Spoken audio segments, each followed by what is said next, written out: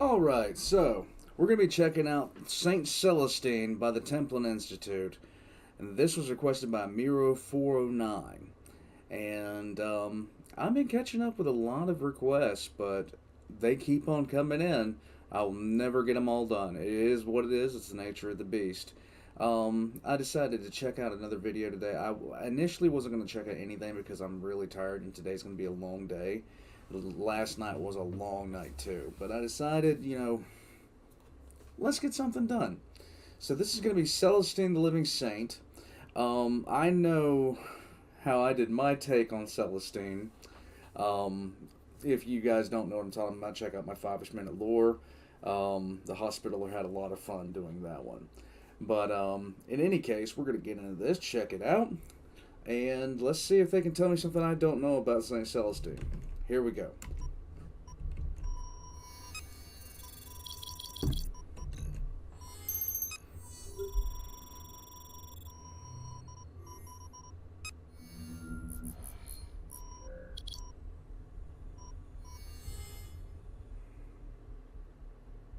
For more than 100 centuries, the Emperor of Mankind has sat immobile on the golden throne of Earth.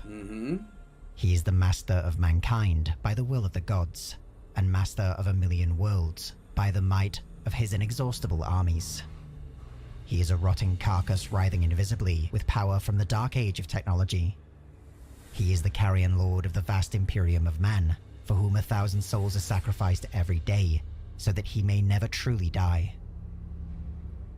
Yet, while the golden era in which the Emperor tread the soil of his Imperium and spilled the blood of those who might defile it grows ever more distant, his will can still be felt. Even There more is a powerful huge now. and dangerous presence growing within the demon-infested miasma of the warp, and during moments of extraordinary peril, when mankind's very existence is threatened, it can make itself felt across realities. There are many ways in which the prayers of humanity might be answered, and the will of the Emperor made known. But few are the equal of Saint Celestine, living saint of the Order of the Martyred Lady. It is natural that all those elevated to the highest pantheon of imperial heroes might have their accomplishments embellished and character magnified, but the accounts of Saint Celestine have been remarkably consistent. Imperial This is records true. speak of imminent slaughters turned into rousing victories by the miraculous intervention of a wrathful warrior borne aloft on angelic wings and righteous fury. Her figure burns with light, fiercer than the heart of any star. Courage and resolve builds in any noble soul that meets her gaze, while those that harbor evil are overcome with abject terror. A single graceful gesture might call forth an inferno of terrible power, or make strong again the sick and dying. Mercy and rage circles her every moment. In her presence, the faithful are led to victory, while traitors and demons boil away into nothingness. History is littered with tales such as these. A legion of pretenders have claimed sainthood, and with it, the Emperor's favor. But it is not Celestine's actions in life that mark her as a true saint, but those that occur in death. She has been burned to ashes by the unnatural fires of the ruinous powers. Her armor has been split by eldritch alien weaponry, and her body torn asunder. She has been crushed beneath the treads of demonic engines, or mangled on the blades of the Imperium's greatest foes. Every manner of mortal blow has snuffed the life from Saint Celestine, but each and every time she has returned, rising once more again and again and again to strike down her would-be killer. To those who have witnessed these miraculous acts, her explanation is simple. She will only die when the Emperor himself claims her, and not a moment before.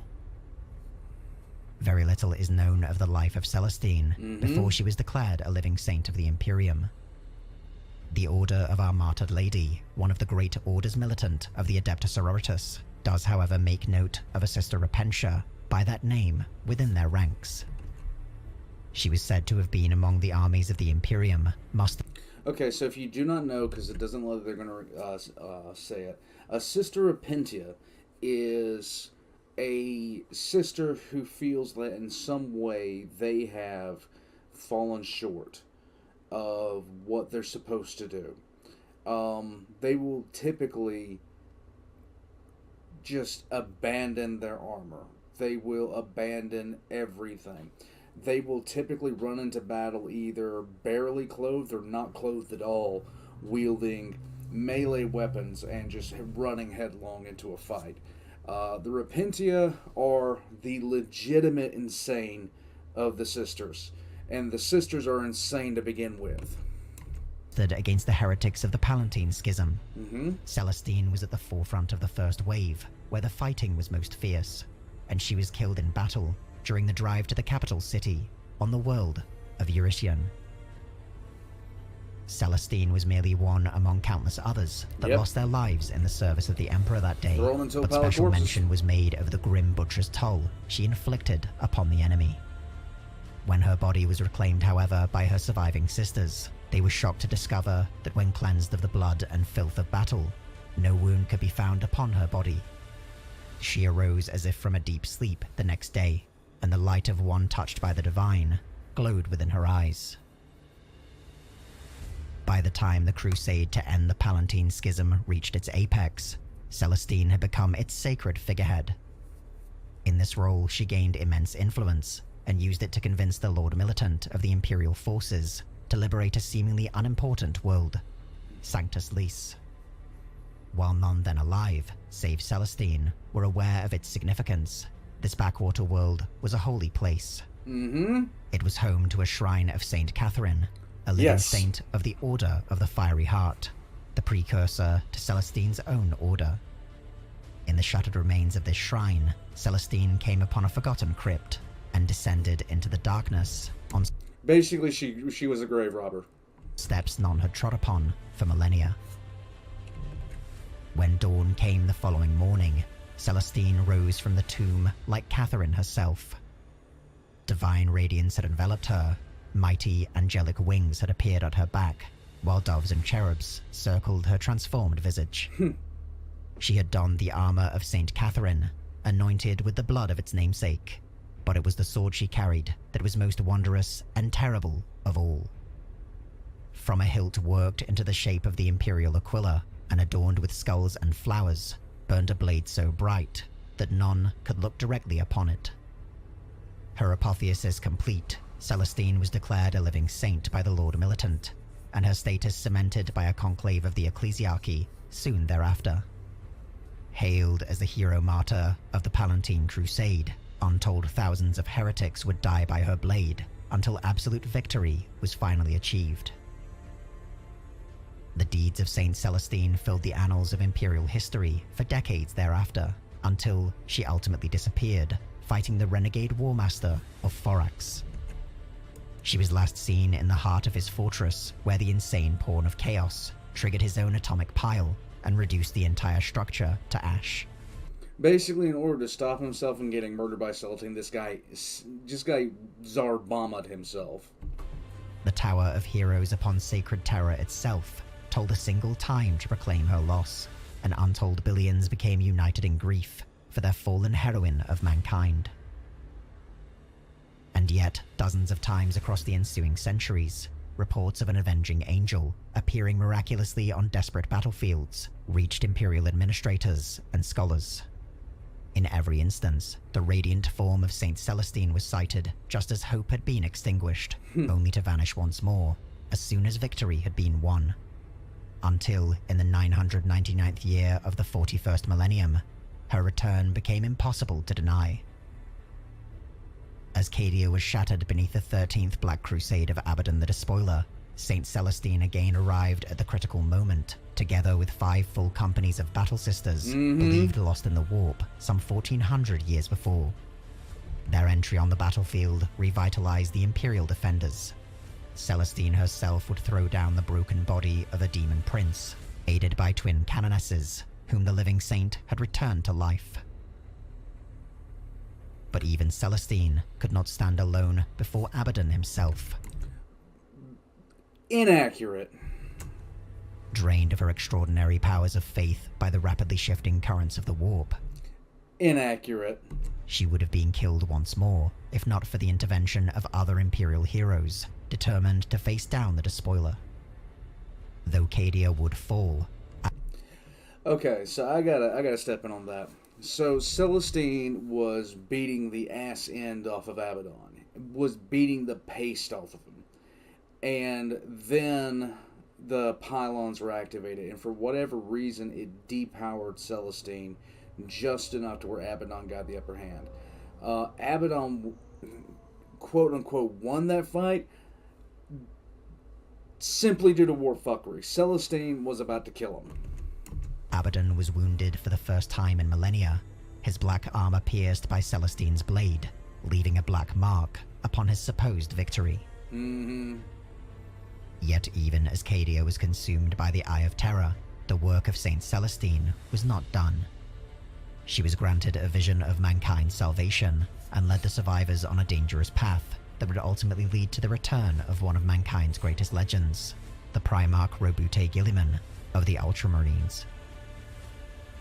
As the galaxy enters the time of ending, Saint Celestine stands at the forefront of the greatest crusade since the Emperor himself set out to reconquer the galaxy.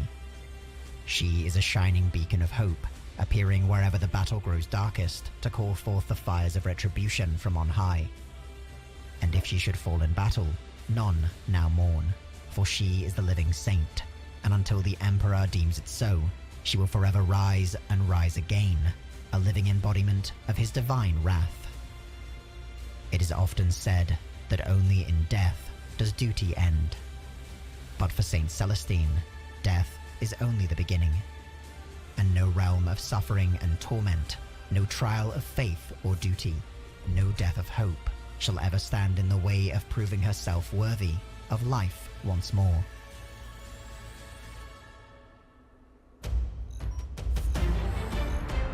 In Dossier, the Templin Institute investigates the legendary figures from alternate worlds.